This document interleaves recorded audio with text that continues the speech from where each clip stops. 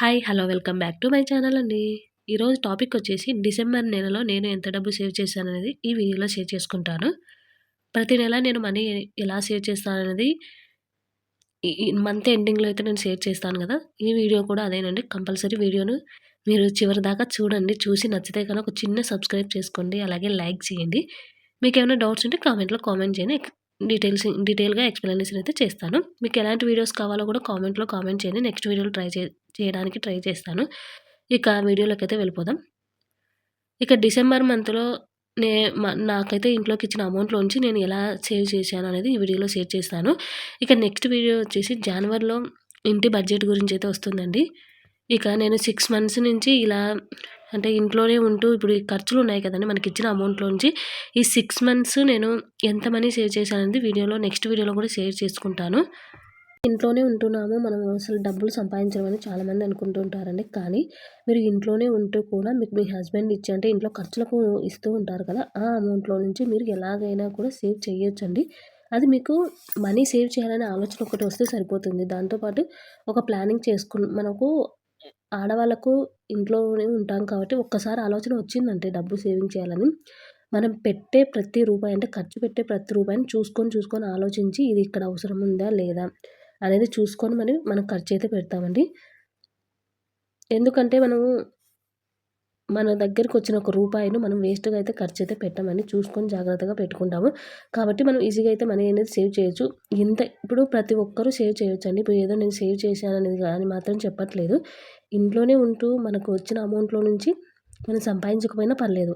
అలాగే దాన్ని వేస్ట్‌గా ఖర్చు పెట్టకూడదండి. ఖర్చు పెట్టకుండా ఇప్పుడు నీకు రూ. 100 ఇంట్లోకిస్తే దాంట్లో నుంచి నువ్వు ఒక 50 రూపీస్ అన్నా సేవింగ్ చేయండి. ఒకవేళ 50 కూడా వద్దు. ఒక 30 రూపీస్ అన్నా సేవింగ్ చేయాలి. అంతే తప్ప మొత్తం అమౌంట్ మీరు ఖర్చు పెట్టేసుకున్నారనుకోండి, ఇక నెక్స్ట్ టైమ్ మీకు ఎంతిచ్చిన అమౌంట్ మీ చేతిలో ఉండదు కదా! అలాంటప్పుడు మీరు సేవింగ్ కూడా చేయలేరు.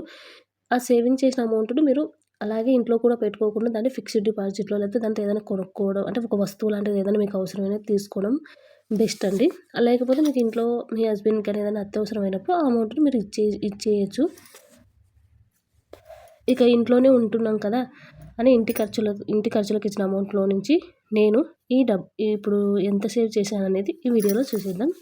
ఇక వెళ్దాం పదండి. ఎక్కువగా నేను మొత్తం ఇదే మెయింటెనెన్స్ చెయ్యనండి. అంటే రెంట్ గానీ, పాలకు, కరెంట్ బిల్ మొత్తం అంటే శాలరీ వస్తానే మొత్తం మా హస్బెండ్ అయితే నాకు శాలరీ అయితే ఇవ్వడు. ఇక మెయిన్‌గా నేనే కొన్ని అడిగి మరీ ఇప్పించుకొని ఇవి చేసుకుంటున్నాను. ఎందుకంటే నాకు కూడా ఇప్పుడు ఇంట్లోనే ఉంటున్నాం కదా! మరి మనకు కూడా మనీ కావాలి కాబట్టి వాళ్ళు డైరెక్ట్ అడిగితే ఎంతైనా ఇస్తారు. దాంట్లో ప్రాబ్లమ్ ఏం లేదు. కానీ నేనేంటంటే ఇప్పుడు నాకెంత అమౌంట్ కావాలన్నా ఇస్తారు. కానీ వాళ్ళు అలా ఇస్తే తీసుకొని నేను ఖర్చు పెట్టుకొని నాకు అంత అనిపించట్లేదు. అందుకోసం కాబట్టి నేను కొన్ని పనులు నాకు అంటే ఇవి ఎటు మనం చేస్తాం. మనం లేకపోతే వాళ్ళేం తీసుకురారు. మనం కూడా వెళ్తాం. కానీ మన మన అమౌంట్‌తో మనమే ఖర్చులు అంటే మనం క్యాష్ ఇస్తే దాంట్లో నుంచి మనం ఎంత అవసరం ఉంది, ఏం కథ అని మనకు ఒక ఐడియా వస్తుంది కాబట్టి ఇలా నేను ఈ అమౌంట్‌ని అయితే ఇప్పించుకుంటున్నానండి. ఇక మిల్క్‌కొచ్చేసి ప్రతి నెల రూ. 1500 అయితే తీసుకుంటాను. ఈ రూ. 1500 కూడా ఇప్పుడు ప్రతి నెల మనకు 31 డేస్ ఉంటుంది గదా! ఆ 31 డేసే మనం పాలు పోపించుకోం కదండీ! అప్పుడప్పుడు ఒక 2, 3 డేస్ మాక్సిమం కుంటు పడతారు. వాళ్ళ ప్రాబ్లమ్స్ ఉండి లేకపోతే గనం మనకు పాలున్నా కూడా మనం వద్దని చెప్తూ ఉంటాం కదా! అప్పుడప్పుడు. అలా నాకు 28 డేస్ మాత్రమే పాలైతే పోపించుకున్నానండి డిసెంబర్ నెలలో. దానికి రూ. 45 పాల ప్యాకెటు. ఇక రూ. 1260 అనేది డిసెంబర్ మంత్‌లో అయితే అయ్యింది పాల బిల్లొచ్చేసి. ఇక మిగతా చిల్లర అనేది మా హస్బెండ్ అయితే ఇప్పించుకోడు కాబట్టి రూ. 240 అయితే నాకు సేవింగ్ అయితే అయ్యిందండి. నేను పాలు కూడా ఎప్పుడు వేస్ట్ చేయను. పాలు తెస్తే పాలు తోడేసేస్తాము. అంటే పెరుగు తోడుకు వేసేస్తాను. లేదు అంటే ఎక్కువగా అయితే మేము కాఫీలు అలా ఏం కూడా తాగంలేండి. ఓన్లీ పాలు తోడు మాత్రమే వేస్తాము. కాబట్టి నాకు ఎక్కువగా పాలనేది ఎక్కువగా అవసరం పడవు. మాక్సిమం 2, 3 డేస్ ఒక్కొక్కసారి 5 డేస్ కూడా అంటే మంత్‌లో ఒక 5 డేస్ మాత్రం ఇలా అవుతుంది. అంటే పాలు పోపించుకోవాల్సిన అవసరం ఉండదు. పెరుగు ఒకటే కాబట్టి. ఇక కూరగాయలకొచ్చేసి డిసెంబర్ నెలలో 4 సాటర్‌డేస్ ఉన్నాయి గదా! సాటర్‌డేకి నేను రూ. 500 అయితే ఇప్పించుకుంటాను. ఎక్కువగానే, తక్కువగానే నేను దాంట్లో నుంచే మేనేజ్ చేసుకుంటాను కాబట్టి ప్రతి వారం ఒక రూ. 500 లెక్క 4 వారాలకు 2000 అయితే ఇప్పించుకున్నాను. కానీ నేను ఖర్చు పెట్టినది 500 అండి. ఎందుకు అంటే మామూలుగా అయితే నేను ఎప్పుడైనా గానీ 2000లో నుంచి ఫస్ట్ ఒక 500 తీసి పక్కన పెట్టేస్తాను. ఉన్న 1500లో నుంచి నేను మార్కెట్ అంటే కూరగాయలు తీసుకురావడానికి ట్రై చేస్తానండి. కానీ ఈసారి 500లోనే నేను కూరగాయలు అంటే తీసుకొచ్చాను. ఎందుకంటే ఒక 1 వీక్ మాత్రమే నేను కూరగాయలు తీసుకొచ్చా అండి. మిగతా 3 వీక్స్ అంటే స్టార్టింగ్ డిసెంబర్ ఫస్ట్ వీక్‌లోనే మా డ్యాడీ వచ్చాడు. ఆయన వస్తూ కూరగాయలు తీసుకొచ్చాడు. కూరగాయలు బిజినెస్ చేస్తూ ఉంటాడు కాబట్టి, ఇంకా ఆ కూరగాయలు నాకు 3 వీక్స్ వచ్చాయండి. ఫ్రిడ్జ్‌లోనే పెట్టేసుకున్నాం కాబట్టి ఎక్కువగా ఖరాబ్ కావు కదా! ఇక తల్లిదండ్రులంటే ఎలా ఉంటారు, ఎక్కువగానే తీసుకొస్తారు కదండీ! మనకు కొన్నైతే పట్టుకొని రారు కదా! కాబట్టి ఇక అవన్నీ వెజిటబుల్స్ అన్ని నీట్‌గా నేను ఇప్పుడు కూరగాయలు తెచ్చినేటివన్నీ నీట్‌గా సదురుకున్నాను. ఫ్రిడ్జ్‌లో ఎక్కడ కూడా వేస్ట్ కాకుండా టిష్యూ పేపర్స్ వేసి మరి. ఇంక మెయిన్‌గా మనకు కూరగాయలకు అంటే ఏముంటుంది అంటే టమోటా, ఇక కొత్తిమీర, కరివేపాకు ఇవి మాత్రం బయట నుంచి తీసుకోవాల్సొస్తుంది. మిగతా కూరగాయలన్నీ ఉన్నాయి ఇంట్లో నాకు. అవి కూడా ఉన్న 5, 6 కూరగాయలతోనే నేను 3 వీక్స్ అనేది మొత్తం ఎక్కడ కూడా వేస్ట్ చేయకుండా యూజ్ చేసుకొచ్చానండి. ఇప్పుడు నాకక్కడ కూరగాయలు వేస్ట్ అయ్యాయనుకోండి, నేనిప్పుడు మళ్ళీ ఇక్కడ అమౌంట్ పెట్టాల్సొస్తుంది. అంటే నేనక్కడ అమౌంట్ వేస్ట్ చేసినట్టే కదా! కూరగాయలు వేస్ట్ చేస్తున్నాను అంటే అమౌంట్ వేస్ట్ చేస్తున్నట్టే అర్థం. కాబట్టి చాలా జాగ్రత్తగా ఎక్కడ వేస్ట్ కాకుండా ఒకవేళ ఎక్కడైనా ఖరాబ్ అయినట్టుంటే అంటే తీసేస్తుంటాను. ఇప్పుడు బెండకాయలకైతే ఏం కాదులెండి. మిగతా కొన్ని కూరగాయలేందంటే ఒకటి ఖరాబయినా మళ్ళీ పక్కన కూడా ఖరాబయితాయి కాబట్టి చూసుకొని అవి తీసేసి నీట్‌గా మళ్ళీ మిగతావి నీట్‌గా జాగ్రత్త పెట్టేసుకుంటూ ఉండాలి.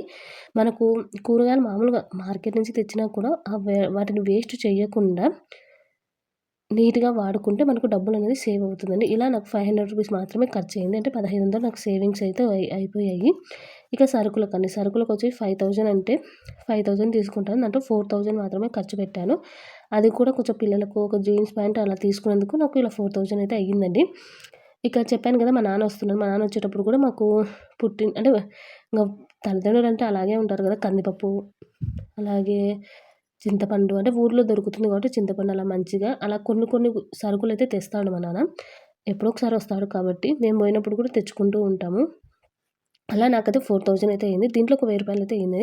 ఇక ప్రతి మంత్ ఇచ్చే విధంగానే నా ఖర్చులకు ఒక రూ. 1000. నేను ఏం ఖర్చు పెట్టుకుంటాను చెప్పండి? నాకు అవసరం అయినది ఎటు మా హస్బెండే కొనిస్తూ ఉంటాడు. అయినా కూడా నేను నాకు కావాలని చెప్పి రూ. 1000 అనేది ఇప్పించుకుంటూ ఉంటాను. ఎప్పుడన్నా నాకై నేను కొనుక్కోవాలి అనిపించినప్పుడు నా దగ్గర డబ్బులుండాలి కాబట్టి ఈ అమౌంట్‌నైతే ఇప్పించుకుంటూ ఉంటాను.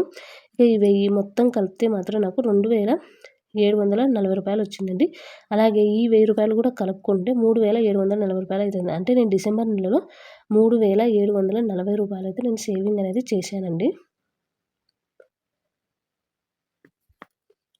ఇలా ప్రతి మంత్ ఇలా సేవింగ్ చేసుకుంటూ ఉంటే మీరు ఒక 6 మంత్స్‌కే మీకు ఒక 6 మంత్స్‌కి అంటే ఇంత అమౌంట్ సేవింగ్ చేయకపోయినా కనీసం ఒక రూ. 1000 సేవింగ్ చేసినా సరిపోతుంది కదండీ! ఇప్పుడు మీకిచ్చిన ఈ 1000లో నుంచే మీరు మీషోలో దాంట్లో మనకు ఇవి బాగుంటాయి, అవి బాగుంటాయి, ఇవి అవసరం, అవి అవసరం అని కొంటూ ఉన్నామనుకోండి, ఈ 1000 ఒక సెకండ్‌లోనే అయిపోతుంది. నేను ఎన్నో చూస్తూ ఉంటానండి. అస్సలకు టెంప్ట్ అనేది అవ్వను.